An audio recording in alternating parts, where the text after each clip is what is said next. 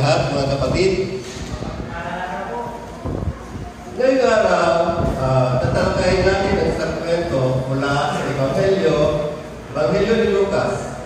Isang talihada na matagal lang nagpapaisip at nagpapabago ng buhay ng mga tao. Ito ay tungkol sa mayamang lalaki at isang pulubi na nagngangalang Lazaro. Sa unang tingin, ito ay kwento ng dalawang tao. Ang isa ay mayaman, namumuhay sa marangyang kalagayan, at ang isa naman ay isang dukha, naghihirap sa lansangan. Ngunit sa likod ng kwento, may malalim itong aral. Aral tungkol sa ating buhay, mga pagpili, at ang kahinatnan ng ating mga ginagawa. Pansinin po natin, ang mayaman ay hindi tinanggit ang pangalan. Pero si Lazaro, sa kwento, may pangalan, Lazaro nga siya. Dahil ang ibig sabihin ng Lazaro ay ang Diyos ang aking tulong. Dito ba lang, tinuturuan tayo ni Jesus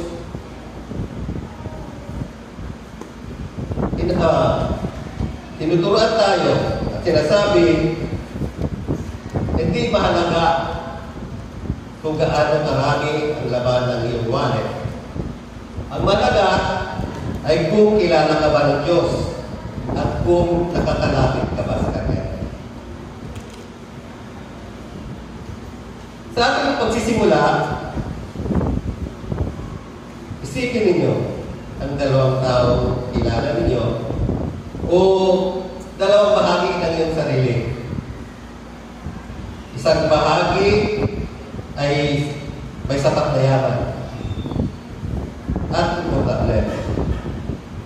At ang isa naman ay naghihirap na madalas na hindi pinapansin. Paano kaya tayo tumutugon sa mga ganitong sitwasyon? At ano kaya ang mangyayari kapag natapos na ang buhay natin sa mundo?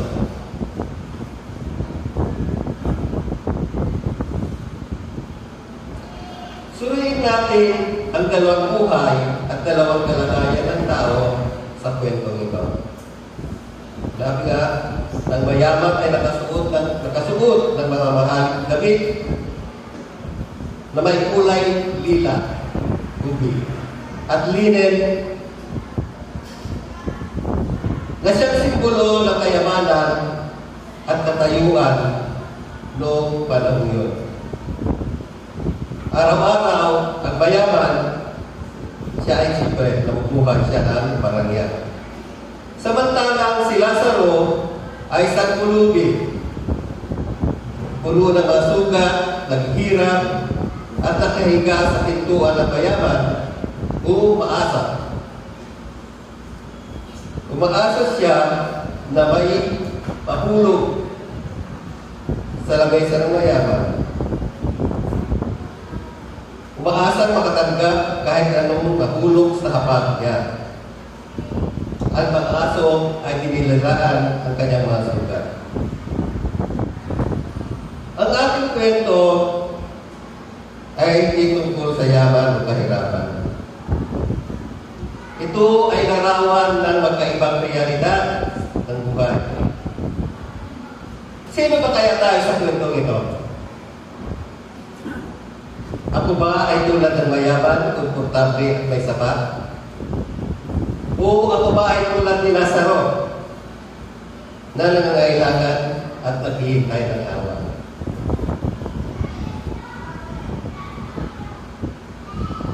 Sa ating buhay at tayo ay nakakaranas ng parehas sa sitwasyon tulad nito minsan. Ngunit ang pinakapunto ay ang pagiging walang pakialam ng mayaman. Lagi niyang napapansin niya si Lazaro, pero wala siyang ginawa. Nilalagpasan lang niya ito. Kaya tanong ko mga kapatid, sino kaya si Lazaro sa buhay mo ngayon? Ang nangangailangan ba ay mga tao sa paligid mo? O kaya ay bahagi ng iyong sariling puso na naghihirap din? Kung gano'n, paano mo sila tinutulungan? Sa pagpapatuloy ng kwento, parehong namatay ang dalawang lalaki. Si Lazaro ay dinala sa piling ni Abraham. Isang lugar ng kapahingan at tagal na nung siya ay nabubuhay ay hindi niya naranasan. Si mayaman naman ay napunta sa lugar ng paghihirap. Alam naman natin siguro kung saan po yun. Dito ay makikita natin ang pagbaligtad, ang mga bagay na ipinagdalo sa kanila sa buhay nung sila ay buhay pa, ay baligtad na pagkarating nila sa kabilang buhay.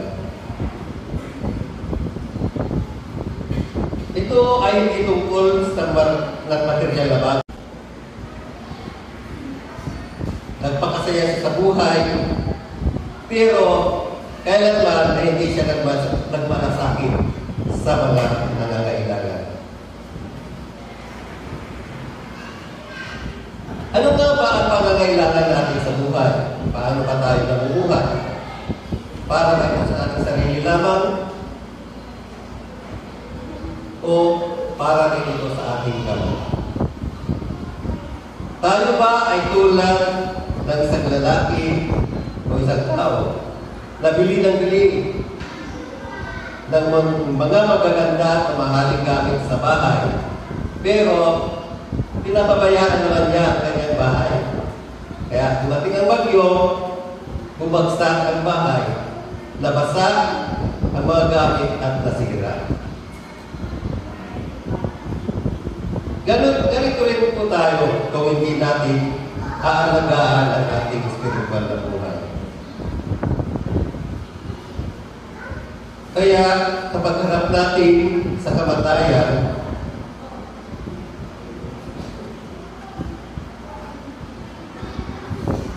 pinapakita na pag tayo namatay, pantay-pantay na tayo. Pantay-pantay na tayo. Ang tanong ko lang po, kaya, kung tayo po ngayon ay bawian ng buhay, alam po ba natin kung saan tayo pupunta?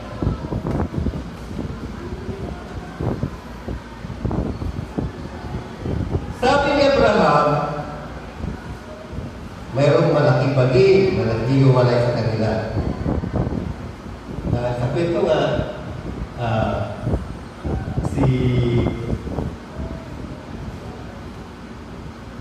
si Lazaro ay nasa boso ni Abraham. Samantalang ang mayaman ay nandun siya sa lugar ng paghihirap.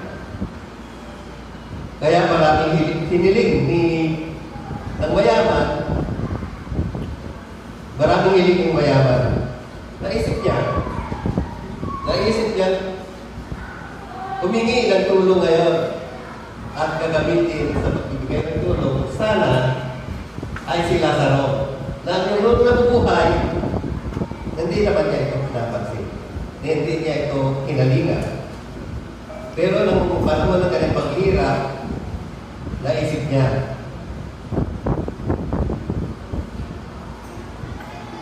na humingi rin ng tulong. Pero alam ko natin mga kapatid na ang pagbabago o kaya pagsisisi sa ating mga kasalanan ay may hangganan po yan. Yan ay kapag tayo'y nabubuhay naman. Hindi na po tayo magkakaroon ng pagkakataon na magbalik at magpaliwanag pagkatapos ng ating kamatayan. Ang panahon ng pagtanggap at pagbabago ay ngayon lamang habang tayo ay nabubuhay. Ang mayaman ay humiling na ipadala si Lazaro upang balaan ang kanyang mga kapatid. Pero sinabi ng Abraham na sapat na ang mga aral ni Moses at mga propeta. Ibig sabihin, may mga paraan ng Diyos na ibinigay sa atin upang tayo ay magbago sa pamamagitan ng kanyang salita. Nasa atin na ang babala. Nasa atin ang Biblia. Nasa atin na ang Ebanghelyo. Ang tanong ko, pinapakinggan ko ba natin ito?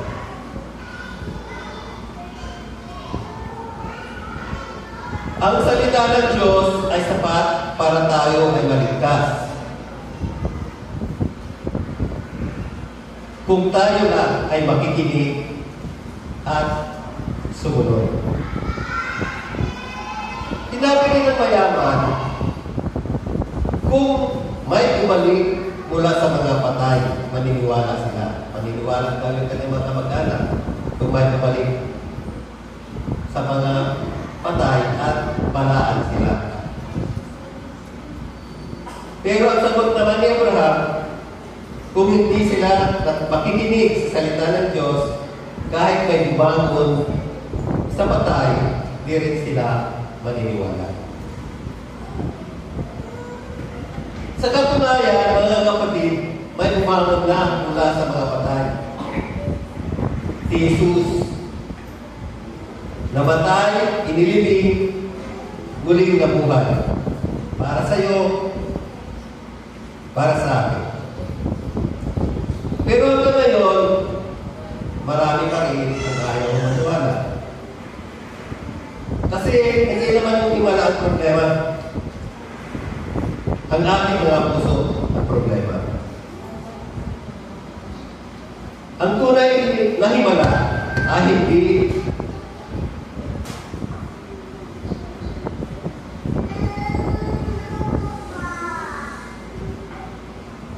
kung ano pa ba, kundi ang pagkabagong buhay natin sa pamamagitan ni Jesus.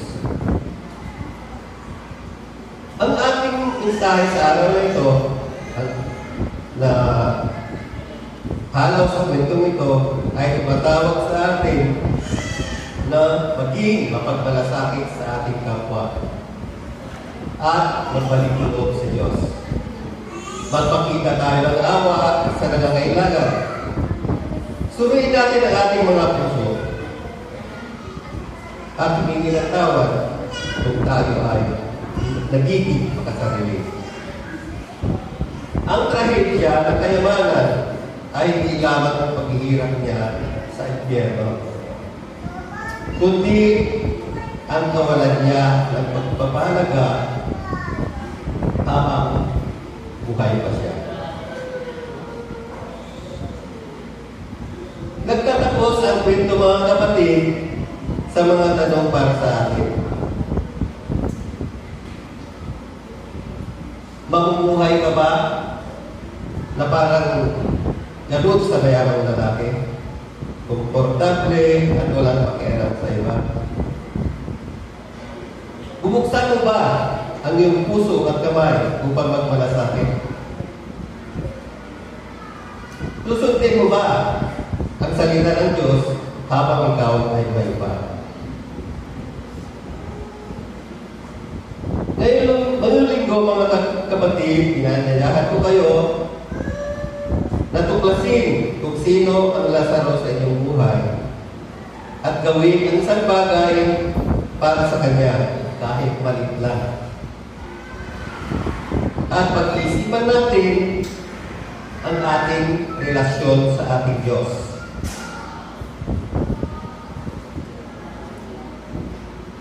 Mag-iwan ng isang tanong na kung kukunin na naman ng Diyos ang ating buhay ngayon, handa na ba tayo?